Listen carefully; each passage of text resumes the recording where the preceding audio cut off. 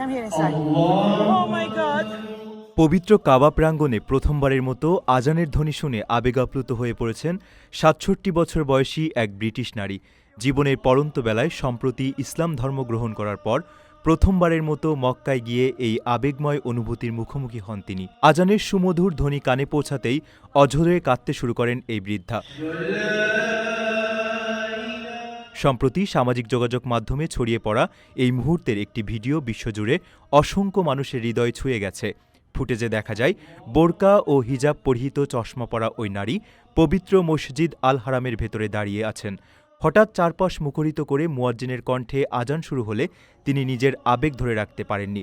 বিস্ময় ও গভীর শ্রদ্ধায় ও মাই গড বলে দুহাতে মুখ ঢেকে কান্নায় ভেঙে পড়েন তিনি।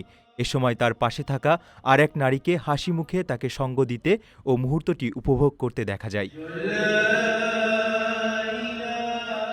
মাইক্রোব্লগিং সাইট এক্সে ছড়িয়ে পড়া বিভিন্ন পোস্টের বর্ণনায় বলা হয়েছে, ওই নারী যুক্তরাজ্যের নাগরিক এবং ৬৭ বছর বয়সে তিনি ইসলাম ধর্ম গ্রহণ করেন।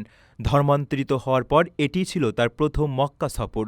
পবিত্র নগরী মক্কার মসজিদ হারামে দাঁড়িয়ে সরাসরি আজানের ধ্বনি শোনা বিশ্বের যে কোনো প্রান্তের মুসলিমের জন্যই পরম আরাধ্য এক বিষয়।